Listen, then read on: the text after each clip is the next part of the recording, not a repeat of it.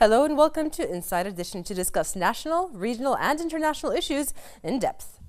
Our main focus today will be the Justice Against Sponsors of Terrorism Act, the JASTA, which is a law passed by the United States Congress. We will be discussing the matter with Dr. Khalifa AlFadhel, but first, this report for more. On this vote, the yeas are 348, the nays are 77. The bill is passed. The Justice Against Sponsors of Terrorism Act, JASTA, is a law passed by the United States Congress that narrows the scope of the legal doctrine of foreign sovereignty immunity. In May 2016, the bill passed the Senate with no opposition, and in September 2016, it was unanimously passed by the House of Representatives. On September 28, 2016, and coinciding with the 15th anniversary of the 9/11 terror attacks, both houses of Congress passed the bill into law after overriding a veto from President Obama, which had occurred 5 days earlier. Well, I think it was a mistake, and I understand why it happened. Concern that I've had has nothing to do with Saudi Arabia per se or my sympathy for 9/11 families. It has to do with me not wanting a situation in which we're suddenly exposed to liabilities for all the work that we're doing all around the world. In Obama's view, JASTA violates the executive authorities to determine if a state has sponsored terrorism by handing the power to local courts that are least equipped to make such determination. Congress handed President Obama the first and what will probably be the only veto override of his administration. So it's really very significant. And it required a piece of legislation of enormous emotional and political power to prompt that. And not only was it the only veto override of the Obama presidency, look how lopsided the vote was, right? Only one vote to sustain the veto in the Senate, Harry Reid, the minority leader, who is retiring, right? And in the House, 77 members voted to sustain the veto. It's absolutely overwhelming. Before that, JASTA had passed with unanimous voice votes, not to say that everyone voted for it, but no one voted against it at all. JASTA authorizes federal courts to exercise personal jurisdiction over any foreign state's support for one's act of international terrorism against a U.S. national or property, regardless if such state is designated as a state sponsor of terrorism or not. The Saudis, Saudi leadership, sees this as not only unwarranted, but as not being based on facts. That Saudi Arabia had been and continues to be at war with both Al-Qaeda and more recently ISIS, that there's a long history of antagonism and actual blood in that relationship. And so to be accused of being culpable, or to be accused of being culpable of doing something you have not done, strikes the Saudis as unjust and unfair. According to its sponsors, JASTA was passed to clarify that under the Foreign Sovereign Immunities Act and the Anti-Terrorism Act, every entity, including foreign states, must be held accountable if they are found to be sponsors of acts of terrorism on U.S. soil.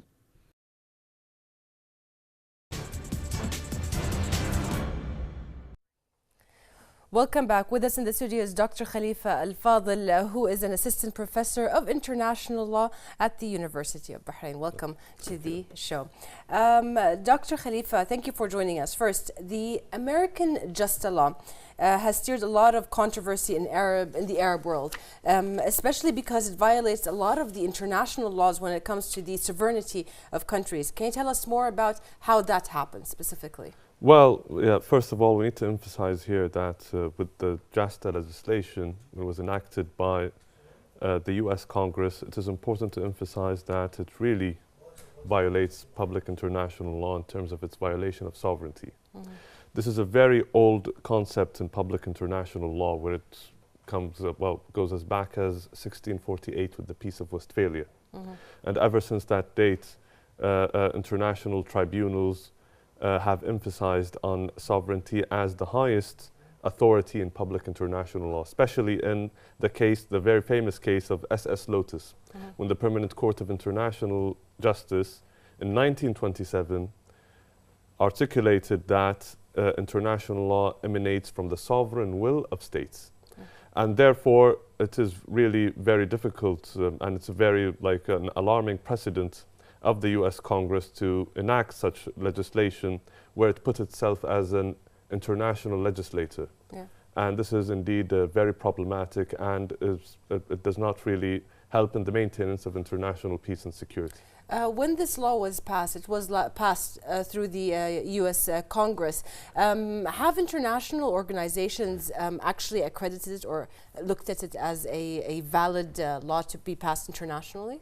Well, actually, it's important also to highlight here that international law is based on international customary law. And this is based on two elements: state practice and opinion juris, which is feeling of obligation. Therefore, the role of international organizations is not as significant as the role of states in that respect. However, we could see that there is a direct condemnation from most Arab states and other reasonable international actors. And therefore, this precedent, in my opinion, will not really create something valid, morally at least, when we look back in history. But it seems dangerous. How dangerous is such a law to us? Well, it is dangerous in the sense that it shows that there is, that the US, or the US Congress at least, in this respect, does not really want to cooperate with the international community in the sense that it wants to eliminate terrorism permanently and sustainably. Having such provocative legislation certainly does not help in the global war on terror. Here especially, I want to emphasize on the role of the Saudi war on terror, if I may. Saudi Arabia is the biggest victim of terror. There have been terrorist attacks in Saudi Arabia ever since the 80s, and even before that. And therefore, having such reference indirectly to Saudi Arabia is highly offensive, not only to Saudi Arabia as a state, but to all Arab and Muslim countries and reasonable international political actors. Yes. Those who supported the law in the USA say it gives the right of the families of the victims of 9/11 to seek justice or to seek justice for their loved ones. Now, their point of view is seeking justice from a certain country that might or might not have had anything to do with it as per their point of view. So is it the proper way to go on with seeking justice this way? Well, I think that the law itself, and looking on its back to its preparatory work and the way by which it was enacted, one could safely say that the legislation itself was the judge and it gave the verdict. And therefore, having such statement, in my opinion, is highly inaccurate and cannot be taken into serious account looking forward in the future. But what were the points that actually gave them the right to pass this law? What were the points that they took into consideration that gave them the right to give these people that have lost their loved ones in 9/11 the hope of seeking justice through attacking one of the world's countries that is basically fighting terrorism and has been the pioneer of fighting terrorism when it comes to the region? Well, in my opinion, the motivation clearly, generally a politician thinks to the next election. And the time by which this legislation came out, when the Obama administration wasn't reaching out to the rest of the world in its isolation and through its implementation of the doctrine of non-intervention, clearly gives an indication that those individuals or those senators and congressmen wanted to make a political statement that is not really fruitful legally. Yes.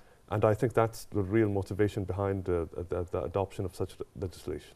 Now, although the law is severely, as you said, it violates a lot of our trust to the Western world when it comes to that point of view, but also the JASTA law can help if it's used properly. And what points can it be used properly to basically which countries would it work on? Well, it's not really for me to say. However, what we've seen now in the shift of the American foreign policy with the election of Donald Trump, that they are correctly identifying those who create threat to international peace and security. We have seen their stance against the Iranian regime, their rejection of the nuclear deal, which all shows that there is an identification of the real threat and the real problem. Yes, yes. And therefore, perhaps using this legislation in that respect would be very useful, and it will help in the maintenance of international peace and security. Because basically the actual JASTA law says that any country that funds terrorism is considered one of the countries that can be basically accused of or under the JASTA law. Iran, Burma. These are just a couple of examples of countries that have funded terrorism, let alone other countries that, you know, we can mention, go on and on, but Saudi Arabia is not one of those countries. Now, if we come to look at the international laws after this, and for further discussion, we might want to go and talk in a bit to turn to the Arab Center of Political Analyst, Roxanne Perguino, who is joining us from Washington, D.C.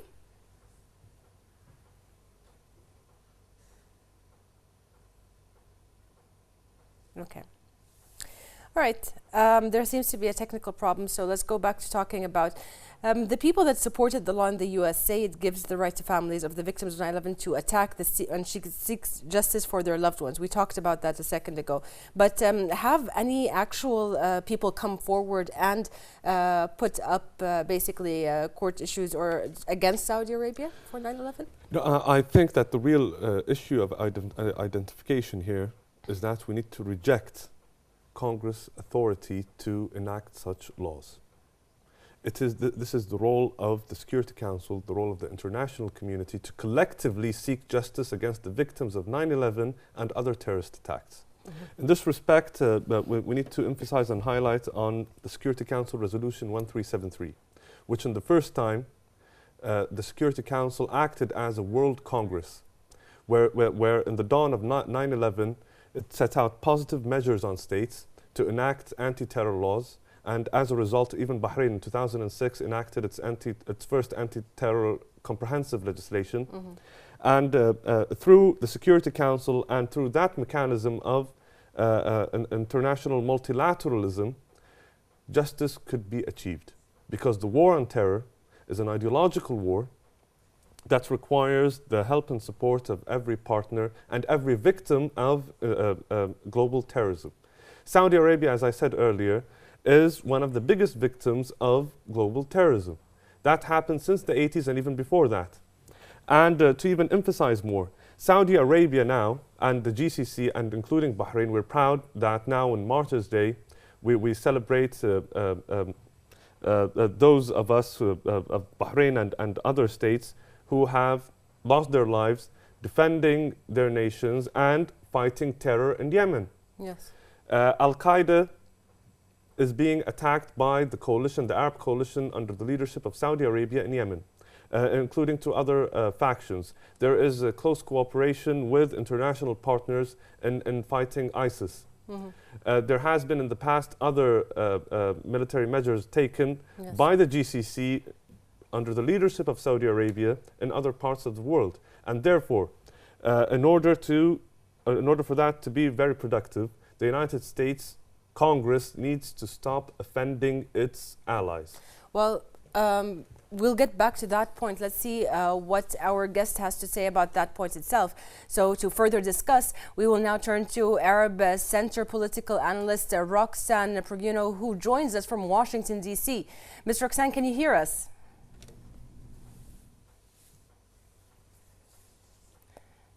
Ms. Roxanne, can you hear us here from the studio?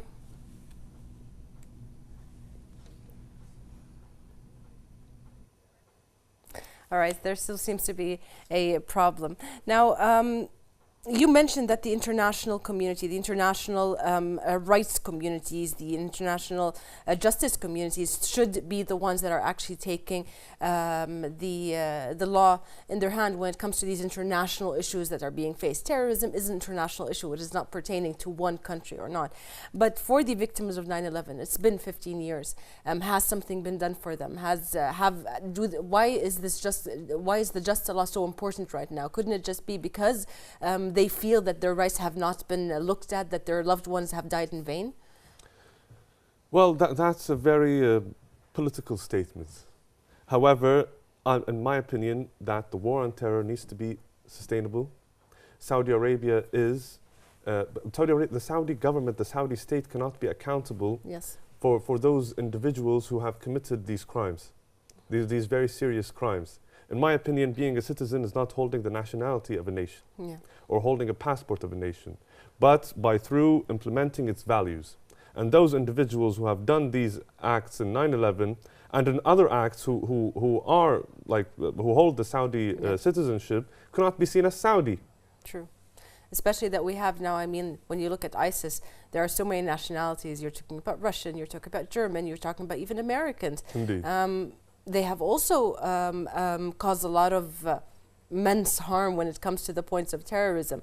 Do you think that through the election of Donald Trump, there will be a change in the U.S. policy when it comes to the Arab world and to the Gulf in particular? Well, in that respect, it's really too early to really make a very accurate statement. However, we could see at least that the new Trump administration at least has a foreign policy, unlike its predecessor. We could see that the new Trump administration has made very clear that it is really against terrorism, and it has identified the real sources of contemporary terrorism. Yes. And in my opinion, it could take things forward because they have a view about the Middle East. They had a view about the so-called Arab Spring, especially President-elect Trump. And I think that perhaps the future could show a sense of cooperation, a sense of American positivism in the region, and a sense perhaps even in utilizing American diplomacy in the maintenance of regional peace and security. There's the situation of Yemen, which is very urgent and very important and is a threat to the region and could be a future source. Well, it is already a source, but even a more eminent source of international instability. And therefore, with the Trump administration and its early indications, one could say that we could look at it with some optimism. Yes. When we look at the cooperations that are already existing between the U.S. and the GCC countries, we see, for instance, the Fifth Fleet here in Bahrain. There are also other bases all around the GCC countries. What other cooperations are we looking forward to? I mean, like, let's say on the extent of your field when it comes to basically judiciary and lawmaking. Well, I'm sure that now, well, with the future administration that actually has a foreign policy, I'm sure that they could find a solution using their diplomacy and using the, American leverage. Well, I always argue that America doesn't rule the world, but it does have some leverage. I'm sure that they could utilize such leverage towards finding a solution in Syria, towards finding a solution in Yemen, through reaching out to the GCC and as partners, as was the case, previously, like in previous administrations. However, the previous administration, the Obama administration, certainly had a doctrine of non-intervention, which made, it didn't make America a key player in the international community. When we look at how the U.S.-Arab relations have basically thrived in the past decade or so, over the different the different administrations that were in the U.S., what can we say about how the JASTA law affected the relationship with Bahrain, the U.S. relationship with Bahrain? Well, Bahrain sees Saudi Arabia as a key partner and a very brotherly nation. and we look forward to a GCC union as well, Yes. to a Gulf Union. Having such legislation in the US certainly does not help confidence, does not help in boosting confidence between Bahrain and the United States, in my opinion. However, they need to overcome this need to find a way to override it in order for things to go forward. Yes. By accusing the Saudi state of, or making it liable for such actions is highly offensive, not only to Bahrain, but to all reasonable international actors. Yes. Now, what is, like you talked about basically that the future of the Arab-US relations lies in basically the new administration and their policies and all that kind of stuff, and cooperation specifically.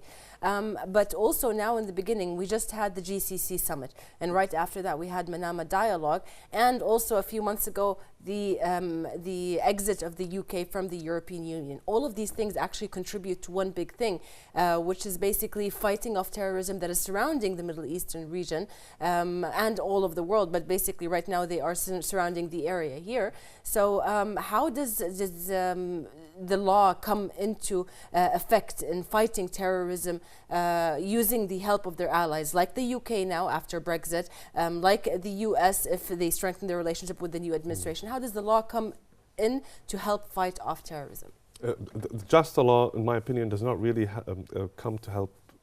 does not really help that much in the fight of terrorism, because it alienates America's key partners in the war against terror. Yeah. However, if there was an implementation method by the identification of the real sources of contemporary terrorism, it will indeed make them accountable in front of the American people and in front of the whole international community. Having, well, if the American administration was to take this to the correct platform through a UN mechanism, through the Security Council, even through the Human Rights Council, in that respect, it will indeed have a serious impact in the international community, and it will be perhaps even like it will complement Security Council Resolution 1373.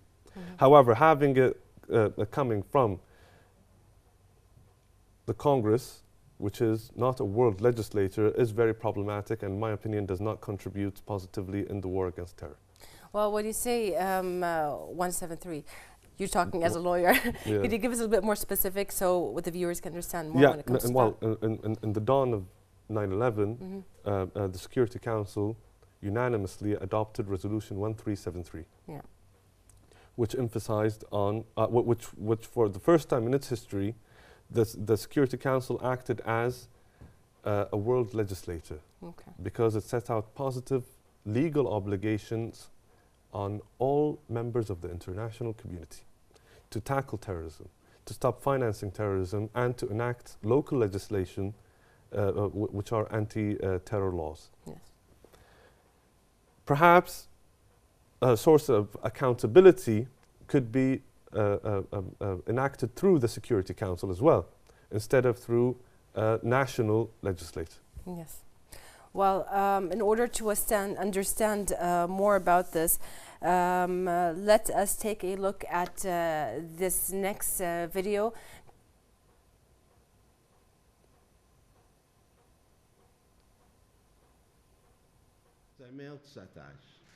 The Justice Against Sponsors of Terrorism Act, JASTA, is a law passed by the United States Congress that narrows the scope of the legal doctrine of foreign sovereign immunity. In a seminar held by Bahrain Center for Strategic International Energy Studies, Dirasat, Director Khalid AlRuwahi explained the threat of the JASTA law on the Middle East region and the global scene. JASTA comes in a situation where the world is in a chaos. The Middle East, as witnessed by everybody, is undergoing a very critical situation. The importance of that part is that the United Nations cannot solve a very simple situation like what's happening in Syria and in addition to what's happening in Yemen. There are certain countries in the world trying to just penetrate in other countries, and the world order is falling behind that. Bahraini researcher Omar al-Abeidli meanwhile confirmed that the law has no impact on our region because it will simply not be applied. Impact will be almost zero because the US government is going to take steps to ensure that it does not apply the law, because the US government will realize that applying the law in the way that it is perceived to be applied will create lots of negative consequences for the US. So therefore they will use all the available means to avoid the law being used and therefore having any impact. Al-Abeidli also highlighted that the law will be drastically amended so the United States does not lose its relations with the rest of the world, especially in the economic field. If they use it, it will create extra costs for the US government in several factors. First of all, other countries will do the same, and that will mean that military planning becomes very difficult. Strategic planning becomes very difficult because the US will be scared of what the consequences will be. Secondly, the law itself has the appearance of being very arbitrary. And this kind of arbitrary and politically motivated rulemaking makes international investors feel very worried and concerned. And so it will decrease the attractiveness of the US as an investment destination, which will create unnecessary pressure on the US dollar. The law amends the Foreign Sovereign Immunities Act and the Anti-Terrorism and Effective Death Penalty Act in regards to civil claims against a foreign state for injuries, death or damages from an act of international terrorism. JASTA comes against many international laws and United Nations resolutions, which led to warnings from many analysts and researchers that the law could encourage other countries to enact measures that limit sovereign immunity, including the United States, and it could lead to legal response in other countries against US activities.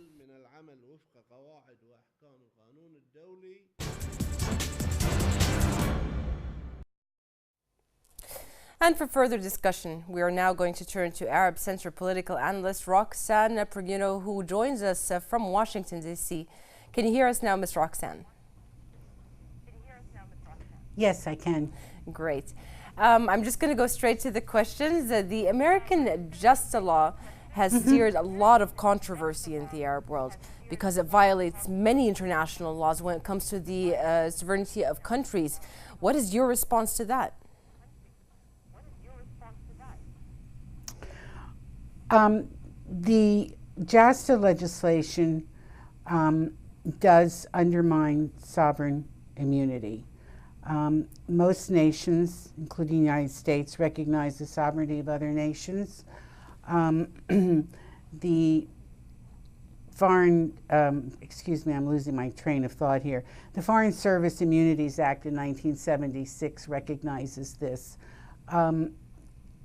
So before the Senate even voted on this, the administration officials warned lawmakers of the dangers of weakening the concept of sovereign immunity and that it could backfire if the legislation was passed, and as you know, it was and signed into law. Following the passage of the bill, 28 senators began to have second thoughts about JASTA, and so now there are discussions going on about possibly amending the law to mitigate the damage of sovereign immunity, which might lessen the impact of sovereign immunity on countries involved. Those who actually supported the law in the U.S. say it gives the right to the families of the victims of 9/11 attacks to basically seek justice for their loved ones. Is that the proper way to go further with these with the accusations that they have? I think the right to demand justice for victims of terrorism anywhere in the world is a legitimate right. But there have been efforts to sue Saudi Arabia in courts before JASTA was signed into law, and those efforts failed because Saudi Arabia was able to invoke sovereign immunity. I think that, as I said, there is a fix underway. There are ongoing consultations between current State Department officials and lobbyists for the kingdom to look at ways to lessen the impact of sovereign immunity. I don't know the exact language because they're holding it very close, but I think it would sort of weaken the bill so that sovereign immunity for any country, including the United States or any other country, would not be impacted by this legislation. I understand. And under the legislation, Go ahead, sorry. Sorry, go ahead. Well, under the legislation, the victims' families would still have the right to sue, but the burden of proof is going to be on the litigants. And as I mentioned so far, that has been unsuccessful because there is no concrete proof of Saudi government involvement in 9/11. Excuse me. Yeah. Do you think that through the election maybe of Donald Trump there will be a change in the U.S. policy when it comes to the Arab world and the Gulf? Well, I think it's too soon to predict what President-elect Trump will do in the Gulf. The people that he's nominated, the Secretary of State, Secretary of Defense, the National Security Advisor, might provide some insight into what his policies would be. But until they're confirmed and he's sworn into office, I think it's premature to talk about what he would do. Clearly, if he sticks by his campaign pledges, I think you'll see a more muscular policy toward defeating ISIS. Mm-hmm. But there will be other challenges in the Middle East that he'll have to meet, and I really don't have a sense of how he will deal with the Israel-Palestine question. Will he try to renegotiate the Iran deal? What about Syria? Will he cut off aid to the rebels? So there are a lot of questions there, and I think it's just way too early to predict what he will do or what policy will come out of a Trump administration. I mean, I think clearly there will be changes, but I don't know what those changes will be at this point. Great. Thank you very much, Ms. Roxanne, for your insight and for joining us. And that was political analyst Roxanne Perguino from Arab Center in Washington, D.C. Going back to the studio, Dr. AlFadhel, what's your response to Ms. Roxanne's views? Well, it's very balanced, very reasonable, and very accurate in my opinion. However, she raised an issue that a lot of senators, was it 28 senators, had second thoughts about JASTA. Well, in my opinion, you know, when they went and they took serious legislation and that jeopardizes America's relations with its traditional partners, with its traditional Damage allies, has been done. Who never had second thoughts in their relation with the United States, is very problematic. But however, trying to reverse this now, trying to amend it, indeed, is something that's highly welcomed, and it should be taken into serious consideration. Yes. And how about the policies of Donald Trump? How do they fit in to this new information, or to this information that basically the Senate or some of the senators are basically reconsidering the JASTA law? Well, as the lady said earlier, I totally agree. It's as I said even in the beginning of this episode, that it's premature to make an accurate assumption on where will he stand regarding the Gulf in general, and with particular focus on the JASTA law. However, we could really make like an indication that his foreign policy is, well, partly driven by making trade deals. He wants to take America out of the deficit that the Obama administration has made. However, in order to make a trade deal, and he's the author of The Art of the Deal, I'm sure he'll understand that with JASTA he won't have a good deal here in the GCC. Yes. The Obama administration would be my second question. How is their effect right now on passing this law and maybe even reconsidering it? Well, apparently President Obama was not very happy with the law. He vetoed it, and he tried to overrun it. However, the Obama administration's policy towards the Middle East will not be remembered well in history. Yes. Now, we also know for a fact that Bahrain has basically put a lot of things into action when it comes to their fight on terrorism. Not just laws, but actual physical things that they put into action, like basically sending off soldiers from here to Yemen to fight terrorism over there. What other measures have been taken by Bahrain? Well, since 2006, the Kingdom of Bahrain enacted its anti-terrorism legislation, which was the first comprehensive anti-terrorist legislation in the whole region. Since that date, our security forces have taken serious steps in the elimination of terrorism. And in 2011, Bahrain was subject to an insurgency, yes, if that's the best way to describe it, by factions who had some terrorist ideology and practices in their moves. However, the response of the government was to eliminate the threat of terrorism without the violation of human rights, which is very difficult actually to balance. Yes. And there's a UN special rapporteur regarding the implementation of human rights laws during times of terror. Having done that, Bahrain succeeded in achieving that without repelling any human rights legislation. Mm-hmm. That was for a very brief period during the time of national security when Bahrain invoked Article 4 of the ICCPR. Mm-hmm. However, it re-notified the UN Secretary General that such implementation of this article is no more valid. Yes. Having said that, in my opinion, the way that Bahrain has balanced human rights and anti-terrorism is indeed a very successful story. Yes. Well, now just before we come to an end, I also want to mention that this law allows individuals to basically sue states that sponsor terrorism, and the U.S. Congress meant it for the Kingdom of Saudi Arabia, as we mentioned before, which rejects all forms of terrorism, as you have said. But how does this law help in, for instance, now prosecuting countries like Syria? What's happening in Syria, the war on the civilians of Syria? There's a general rule that a state has sovereignty.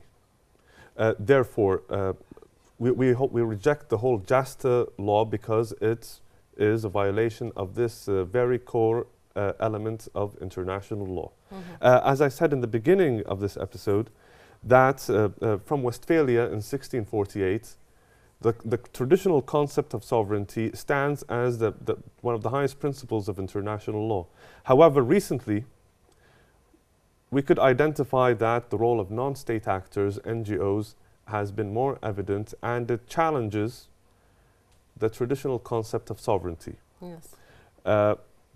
Well, for example, NGOs now legislate on states. If you see like the website, the state domain in the website, states take that from a company. And therefore, the concept of sovereignty in an age of information and globalization is really changing. However, with regard to prosecuting Syria, mm-hmm, in that case, the same rule applies. It is a state. However, if the regime was to change, those